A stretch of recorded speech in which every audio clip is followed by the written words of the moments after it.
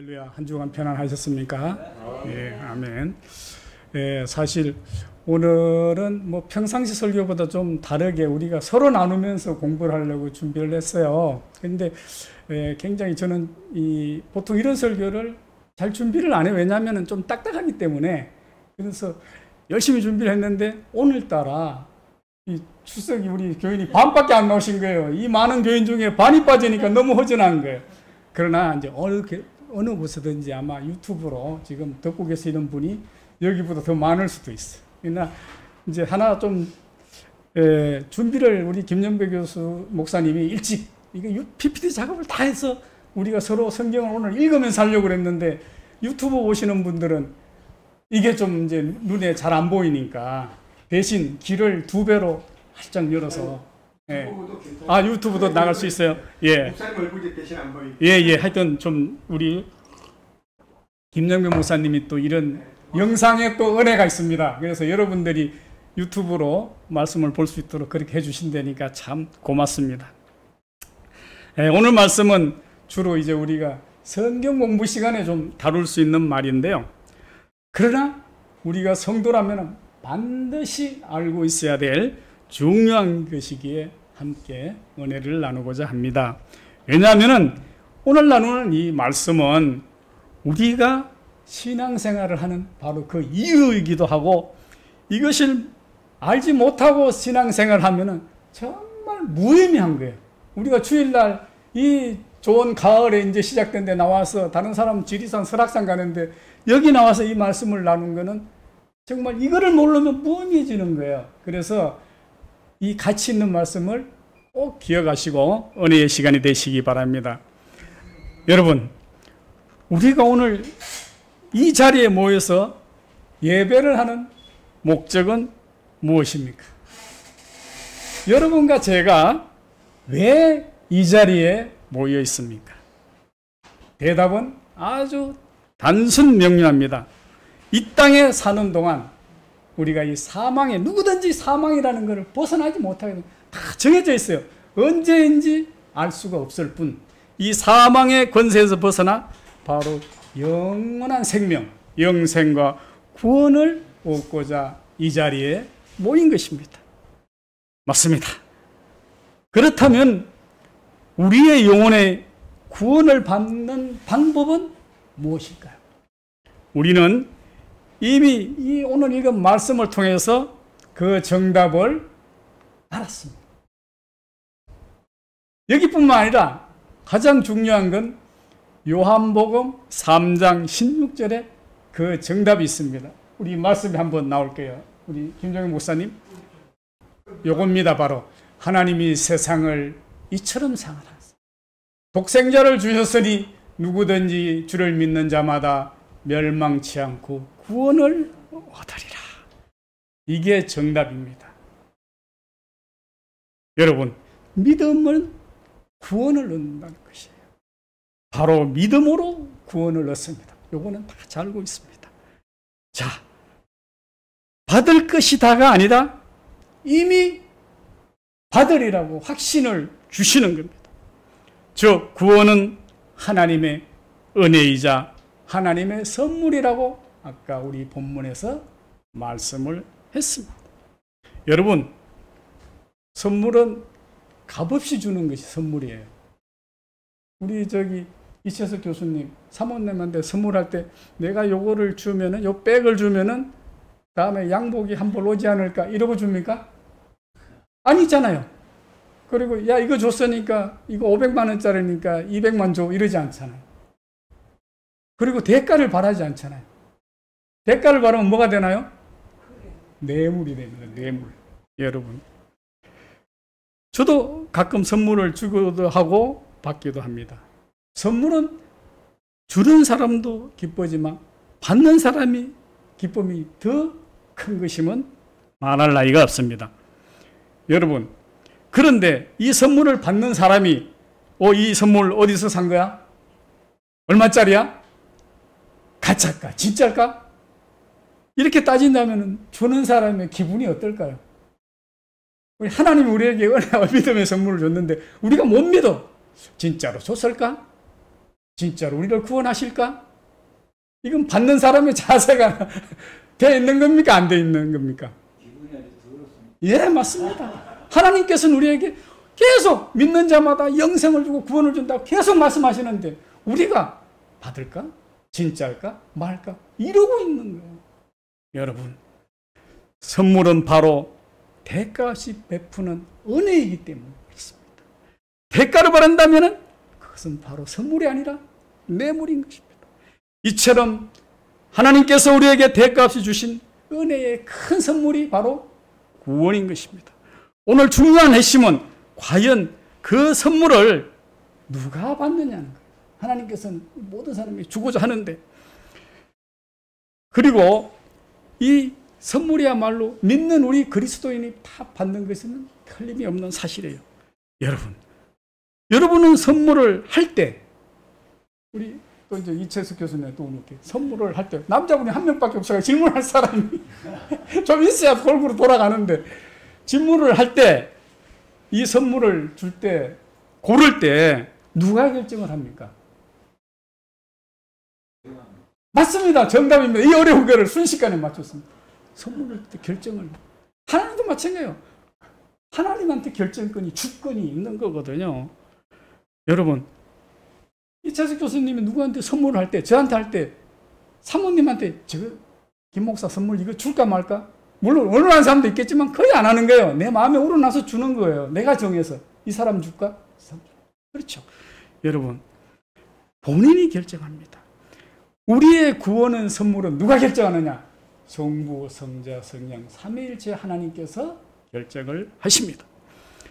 바로 이 믿는 자에게 구원을, 선물, 대가가 없습니다. 공짜로 주신다고 하는 이 말씀이 장로교단의 핵심 교리인 이신칭, 믿음으로써 의를 구하는, 의롭게 된다는 거, 구원을 받았습니다. 여러분, 그래서 오늘은 이 어려운 믿음과 이신칭에서 말씀을 드리려고 하는 겁니다. 이신칭의 의미는 오직 믿음으로 의롭다고 칭함을 받는다, 이 뜻인 것입니다. 여러분, 자, 로마서 5장 1절을 한번 같이 읽어보겠습니다. 시작. 우리가 믿음으로 의롭다 하심을 얻었은즉 우리 주 예수 그리스도 말미암아 하나님으로 더불어 화평을 누리자. 여러분, 믿음으로 이미 의롭다고 하심을 입었다는 거예요. 자, 우리는 하나님으로부터 죄인이지만, 분명히 죄인이에요. 죄인이지만 동시에 의인의 상태로 의인의 칭함을 받는 것, 이것은 왜 그러냐? 즉 선물로 받은 것이. 우리는 죽을 수밖에 없는 죄인이었지만 하나님으로 말미암아 어렵다고 칭함을 받은 거예요. 그래서 구원을 받아서 의로움을 선물로 받았다고 하셨습니다. 이러한 구원을 확신하기 위해서는 우리의 믿음을 깊고 굳건히 해야 되고, 믿음을 견고하기 위해서는 어떻게 하느냐? 항상 말씀을 읽으라고 했습니다. 정말일까요? 보시죠. 자, 시작. 그러므로 믿음은 들음에서 나며 들음은 그리스도의 말씀으로 말미암으리라. 믿음이 어디서 납니까? 말씀에서 납니다. 말씀. 제가 하는 성경 말씀도 듣는 거지만은 여러분이 스스로 성경 말씀을 보고 들으라는, 묵상을 하라는. 그렇지 않고는 믿음이 잘 안 생겨. 의심이 가. 맞을까? 아닐까? 길까? 선물을 주었을까? 이렇게 믿음을 강하게 하기 위해서는 교회에 나서 이 들음이라는 건 꼭 목사의 말씀을 들으라는 게 아니라 성경에서 말하시는 하나님의 말씀을 들으라는 거예요. 묵상을 하라는 거예요. 어떻게? 주야로, 밤과 낮으로. 그 말은 항상 하라는 얘기예요. 여러분, 자, 지금까지는 우리가 모든 사람에게 값없이 선물로 주시는 믿음에 대해서 말씀을 제가 드렸는데요. 반대로 이 선물은 누구에게 주는 흔한 보편적이 아닌 택한 사람, 즉 선택자에게만 준다는 걸 또 알 수가 있어요. 볼까요? 자, 이거 한번 봅시다. 데살로니가서 3장 2절 읽습니다. 시작. 또한 우리의 부당하고 악한 사람들에게서 건지시옵소서 하라. 믿음은 모든 사람의 것이 아닙니다. 우리가 믿음은 모든 사람한테 선물로 다 공짜로 주는 줄 알았는데, 믿음은 받은 사람의 것이 아니라 하나님의 택함을 받은 사람한테 특별히 사랑하는 사람의 것이. 여러분, 지금까지는 이러한 게 믿음은 선물이기 때문에 여러분 선물을 아무나 막 줍니까? 우리 손연아 선생님 귀한 선물이야. 아급백이야. 피에로가 아니 뭐가 비싼지 잘 모르겠다. 이 명품 해외여행 프랑스 갔다 오시다가 하나 사왔어. 아무나 줍니까? 소중한 사람한테 주죠. 내가 찍은, 내가 택한 며느리, 딸, 그죠? 동생. 진짜 안 소중하면 이 명품 안 주는 거야. 내가 택한 사람, 하나님이 택한 사람한테 그 귀한 것을 주는 거거든. 자, 여러분, 이 보면은 조금 읽은 데살로니가서 3장 2절에 보면은 우리를 부당하고 악한 사람이 건지시옵소서. 믿음은 모든 사람의 것이 아니라. 이거 굉장히 중요한 말씀. 이 말씀은 곧 구원은 선택적임을 말씀해주고 있습니다. 또 보실까요? 우리 같이 한번 읽어보겠습니다. 시작. 나를 보내신 아버지께서 이끌지 아니하시면 아무도 내게도 올 수 없으니 오는 그를 내가 마지막에 다시 살리리라. 다시 살리는 영원한 생명이잖아요. 아버지께서, 하나님 아버지께서 이끌지 아니하면 아무도 내게로 올 자가 없다고. 또 볼까요? 요한복음 3장. 이거 재밌죠? 이렇게 또 성경을 같이 읽어가면서 하니까. 그러나 준비하는데 오래 걸려요. 39절 한번 읽습니다. 시작. 나를 보내신 이의 뜻은 내게 주신 자 중에 내가 하나도 잃어버리지 아니하고 마지막 날에 다시 살리는 또 영생을 또 보겠습니다. 예, 40절. 자, 시작. 내 아버지의 뜻은 아들을 보고 믿는 자마다 영생을 얻는 이것이니 마지막 날에 내가 이를 다시 살리리라. 영생과 구원을 얘기하고. 여러분, 이 밖에도 하나님께서 사람에게 믿음을 주시지 아니하면은 사람이 스스로 예수 그리스도를 믿을 수 없다는 것과 한 번 그리스도를 믿고 나온 자는 구원을 잊어버릴 수 없다는 예정론의 근거이기도 한 것입니다. 여러분, 우리가 또 요거 한번 읽어볼까요? 시작.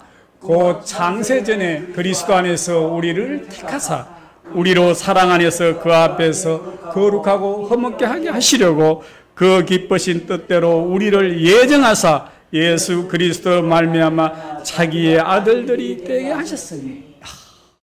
창세전에부터 우리를 택했다니. 세상이 만들기 전부터 이미 하나님의 섭리로 우리를 택했다.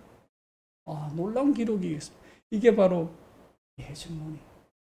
여기서 벌써 또 나오잖아요. 11장 5절에도 우리를 예정하사 기쁘신 하나님의 누구 뜻대로? 하나님의 뜻대로 예정하사 자기 아들들이 되게 하셨다고 말씀을 해주겠습니다. 자, 또 볼까요? 갈라디아서 1장 15절이면 시작. 그러나 내 어머니의 태로부터 나를 택정하고 그의 의련으로 나를 부르시니까. 어머니의 태로부터 나를 택정을 하신 거예요. 여러분, 또 볼까요? 자, 시작. 곧 하나님 아버지의 미리 아심을 따라 성령이 거룩하게 하심으로 수장 예수 그리스도의 피뿌림을 입기 위하여 택하심을 받은 자들에게 편지하노니 은혜와 평강이 너에게 더욱 많을지어라. 택하심을 받은 자. 이렇게 성경 곳곳에 여러분 하나님이 우리를 택했다고 예정됐다고 말씀하고 있습니다. 우리가 지금까지 읽은 위의 말씀들은 하나님의 선택이 세상이 창조되기 전에 이루어진 것이란 신학적 이론의 예정론의 근거로 쓰이는 것들입니다. 여러분, 이때 창세전이란 시간조차 창조되기 전, 즉 시간을 초월한 신의 영역에서 결정한이란 뜻으로 해석이 되는 것입니다. 그러므로 시간이란 축에서 과거의 어떤 시점에 미래의 일이 결정되었다는 운명론과는 분명히 차이가 있는 것입니다. 여러분, 또 한번 볼까요? 시작. 영접하는 자, 곧 그 이름을 믿는 자에게는 하나님의 자녀가 되는 권세를 주셨으니 이는 혈통으로나 육정으로나 사람의 뜻으로 나지 아니하고 오직 하나님께로 난 자니라. 이 말씀처럼 하나님의 선택은 사람의 의지, 선택에 상관없이 무조건적으로 이루어졌다는 근거이기도 합니다. 사람의 의지로 된다는 게 아니고, 혈통으로 되는 것도 아니고, 가족으로 되는 것도 아니고. 또한 자주 인용되는 말씀으로 이 말씀이 있습니다. 자, 시작. 주께서 사랑하시는 형제들아, 우리가 항상 너희에게 관하여 마땅히 하나님께 감사할 것은 하나님이 처음부터 너희를 택하사 성령의 거룩하게 하심과 진리를 믿음으로 구원을 받게 하시니. 자, 보세요. 아주 중요해요. 우리가 감사를 해야 될 것은, 왜냐? 처음부터 너희를 택해가지고 성령을 해서 진리, 믿음으로 구원을 얻는 거예요. 그냥 믿음으로. 여러분, 이처럼 하나님은 우리를 택하사 미리 예정을 해 놓았다고 하십니다. 여러분, 이 예정이란 말은 헬라어 동사 프로오리조에서 유래가 되었습니다. 이 동사의 뜻은 어떤 것을 미리 결정을 한다라는 뜻이고, 신학에 여러 번 나타납니다. 우리 A.A. 하찌라는 신학자는 이런 얘기를 했어요. 예정은 죄인들의 구원과 더불어 이와 관련한 모든 일들에 대한 하나님의 계획이다.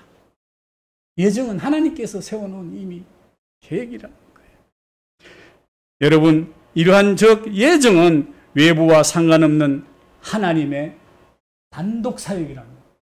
누구의 개입이 저는 있는 게 아니라 하나님께서만 할 수 있는 하나님의 단독 사역.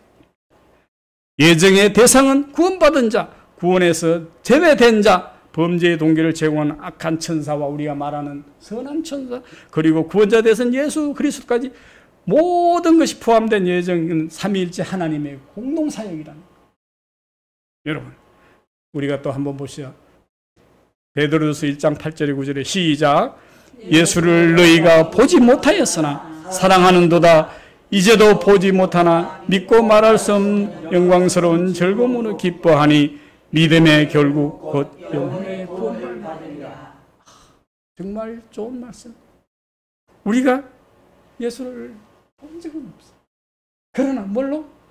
믿음으로 우리는 바로 결국 영혼의 구원을 받는다.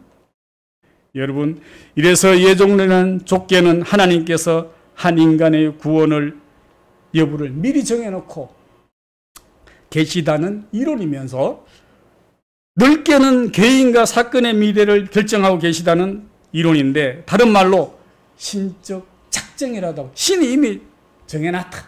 한자로 보면 금방 알겠죠? 또 영원한 성전, 거룩하게 정해놓은 이라고 하는데, 신학에서는 신적 작전을 주로 얘기를 하는 것입니다. 여러분, 이 예정론은 근본적으로 구원의 선택이 인간의 조건과 자격, 네가 잘나고 많이 배우고 이러한 그러한 자격에 의해서가 아니라 전적으로 하나님의 은혜에 따른 것이라는 것을 말씀을 하고 계십니다. 이 예정론은 어시대에 의해서 본격적으로 발전하였고, 종교시대 때는 루터가 만세전에 미리 예지하시고 예정했다는 예정설 또는 조건적 예정설이라는 것을 주장을 했습니다. 그러나 최고의 이 예정론자인 칼빈은 그에 있어서 기독교 강요, 유명한 책인데요, 이 최종판에서 주장을 하기를 예정론, 즉 선택론이 이 칼빈의 아주 중요한 교리가 되게 했습니다.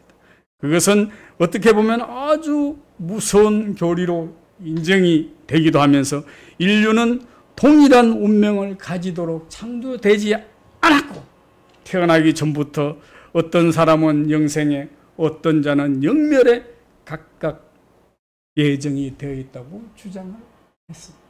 칼빈은 아주 굉장히, 그래서 지금도 이 장로교단 외에는 이건 너무 잔인하고 이건 뭐 나의 의지론이 없는 거 아니냐, 이렇게 비판을 하는 교단도 있습니다. 좀 뒤에 다시 더 말씀을 드렸습니다.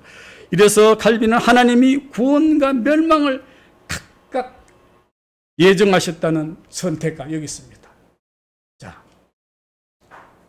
여기 썼죠. 유기의 이중 예정설 및 무조건 예정서를 강조했습니다. 자, 여러분, 유기가 뭡니까? 버려두는 거예요. 버려두는 거. 응? 야, 어떤 사람은 창세전부터 확실히 구원을 해놨고 선택을 해놨고 어떤 사람이 버려뒀다는 거예요. 어떻게 보면 굉장히 무서운 일. 자, 여러분, 이 반면에 이 유기를 한다는 것, 이거는 하나님께 버림받았다는 거거든요. 여러분, 구원은 인간의 행위로 되는 것이 아니라 하나님이 스스로 구원하는 능력이 없는 인간을 선택함으로써, 인간은 스스로 구원할 능력이 없으니까 하나님이 선택을 해줌으로써 이루어진다고 하여 구원에 대한 하나님의 자비와 주권을 강조를 하십니다. 여러분, 어떤 이들은 하나님의 은혜로 말미암아 영원한 구원을 선택을 받았는데 이것은 바로 무조건의 선택이다.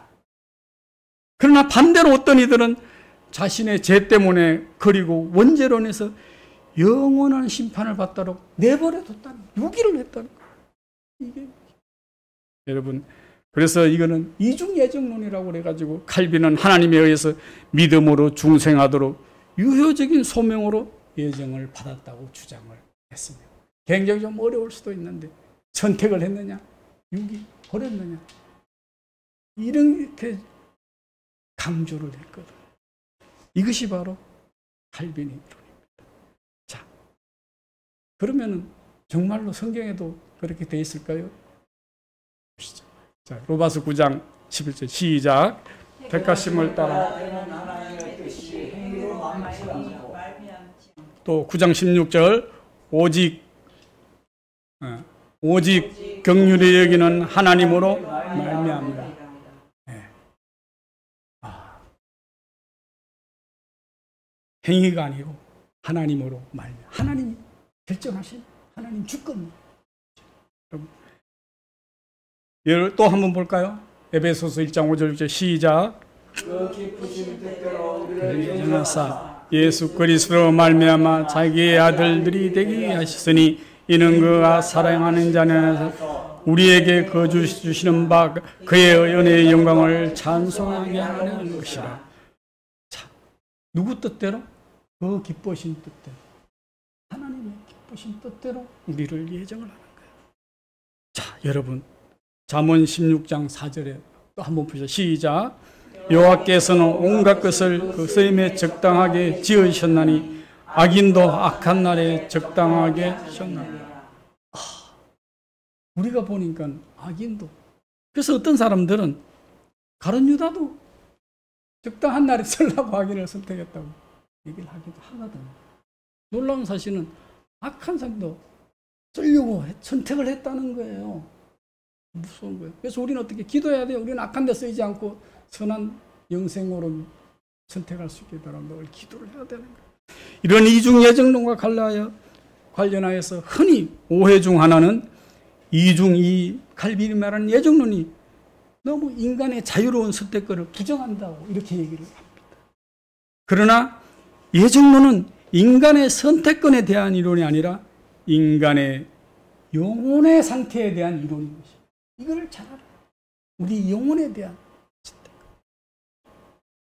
즉 자유로운 선택권은 우리에게 주어지지만 원죄로 인하여 타락한 자연인은 하나님을 멀리하고자 하는 심성 때문에 자신의 자유로운 선택권을 가지고 하나님을 사랑하는 선택을 하지 않는다는 걸 보는 거죠. 우리는 늘 죄의 품성이 있기 때문에, 그래서 이것은 하나님께서 그 사람의 심성을 바꾸고 새롭게 만들어 주실 때까지 계속된다는 거예요. 그래서 뭐라? 계속 거듭나라고. 왜는 거듭나? 우리는 원죄의 속성을 가지고 있기 때문에 하나님을 자꾸 멀리. 여러분, 모세가 시내산 갔다 왔을 때 백성들이 어떻게 했어요? 신상 만들었잖아요. 계속 딴짓을 하는 거예요. 가나안에 들어갈 때까지. 그래서 하나님께서 어떻게 했어요? 제대로 안 되겠다. 이집트에서 애굽에서 나올 때 사람 여호수아 갈렙 빼놓고는 싹 바꿔버렸어요. 그래서 두 다리만 갈 수 있는 거리를 몇 년을 돌았어요? 40년. 냉정하게 해서 40년을 뺑뺑 돌린 이유가 물갈이 하려고 다 죽이려고 그냥 고생 직사게 시킨 거예요. 와, 놀랍습니다. 하나님. 여러분, 이것은 하나님께서 그 선한 그 사람의 심성을 바꾸고 새롭게 만들어 주실 때까지 계속된다는 것입니다. 그래서 니고데모에게 말씀하신 것처럼 거듭나라고 말씀을 하시는 겁니다. 이러한 예정론에 반대하여서 인간의 자유의지와 구원의 본표성을 주장하는 것이 바로 알마니안주의라고.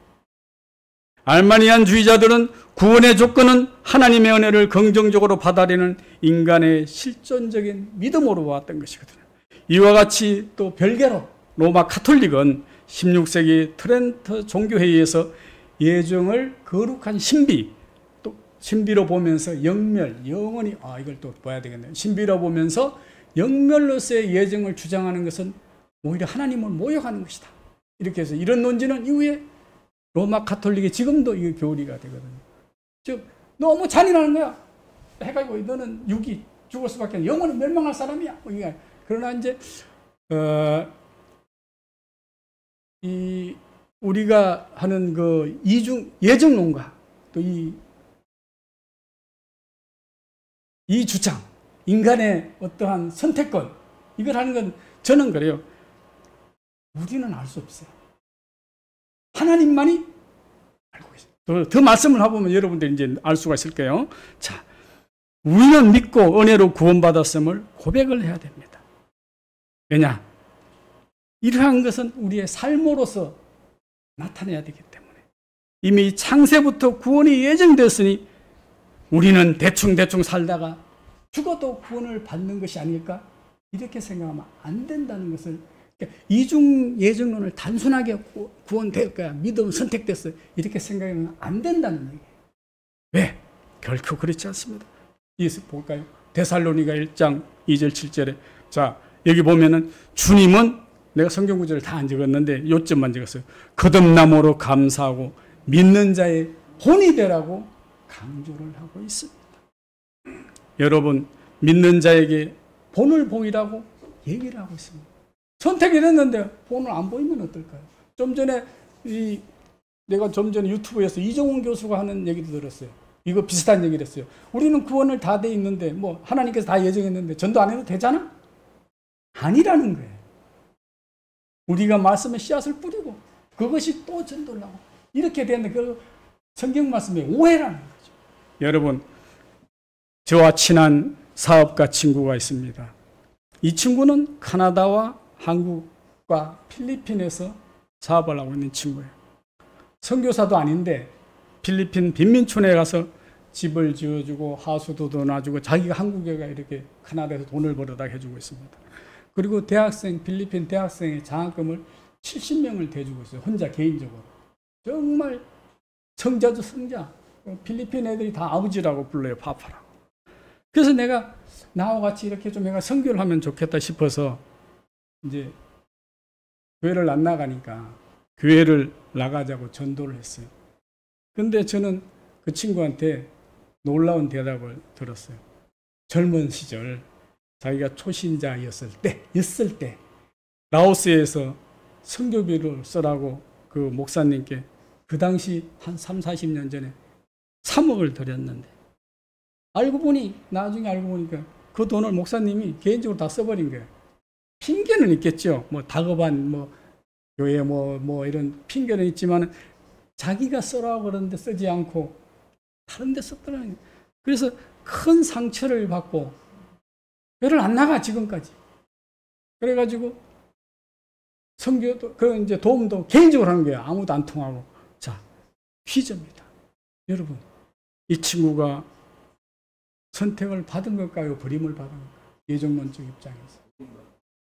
맞습니다. 그러나 저는 아직은 알 수 없다고 생각해요. 언젠가 하나님이 부를 수도 있거든요. 그 기회가 된다면. 저는 그렇게 기도해요. 나를 통해서 저 친구가 좀 구원을 받았으면 좋겠다. 다시 돌아왔으면 좋겠다. 그래서 제가 조금씩 지금 현재 상태는 유기된 상태예요. 버린 상태. 그러나 놀라운 것은 다른 사람도 아니고 목사님 때문에 유기가 된 거예요. 한 영혼이. 무섭지 않습니까? 여러분. 그렇게 정말 우리 믿는 사람보다 더 선한 일을 하고 하는 친구인데도 버림을 받는 거예요. 그렇죠. 불신이 쌓인 거죠. 또 제가 한 얘기를 하겠습니다. 우리 김정일 목사님은 자는데 우리 시골 교회에 주일학교 반사 선생님, 혹부리 선생님이 동화자라는 이춘길 집사님이 있었어요. 정말 우리한테 주일학교 교사로서 우리가 막 그 사람의 동화를 듣고 막 그냥 감동받고 맨날 그랬어요. 성경 설교도 잘하시고. 아니 40한 1, 2년생 됐을 거예요. 할아버지가 됐는데 어느 날 갔는데 술을 먹고 교회를 한다니. 그 다음에 조상용 선생. 우리가 주일학교 때 그렇게 이 성경의 그 공과 공부를 해서 은혜 받고 지금 이런 믿음의 뿌리가 생긴 게 그 조상용 선생님이라는 주일학교 선생님, 집사님 아들 때문이었는데 우리 이 만배 큰형님 목사 비슷하게 한 47년 정도 은혜 받는데 교회를 안다니. 깜짝 놀랐어요. 그가 뿌린 우리는 열심히 신앙생활을 잘하고 있는데 그 양반은 그 젊은 시절에 새벽종 4시에 나와서 매일 치쓰던 분이에요. 그걸 보면 느낀 거예요. 제가 하나님의 선택이 있구나 정말. 아무리 젊었을 때 새벽기도 뭐 종치고 하면서 믿었으면 뭐합니까? 지금 현재는 주님을 떠났더라고요. 물론 사람한테 상처를 받을 수도 있고 뭐 어떤 상처를 받았거나 이유가 있겠죠. 그러나 그 상처를 받고 자질을 하면은 누가 손해입니까 결국은? 그 우리 이춘길 집사, 조상용 선생님이 우리의 믿음의 우상이었던 어린 시절 그 선생님들이 지금은 불신자가 되어 있는 거예요. 저는 그러나 죽기 전에 회개하고 하나님의 뜻이라면 구원을 받을 수 있다고도 저는 믿습니다. 또 그렇게 기도를 하겠습니다. 여러분, 그래서 주님은 바로 믿음의 본을 보이라고 우리한테 얘기를 하는 거예요.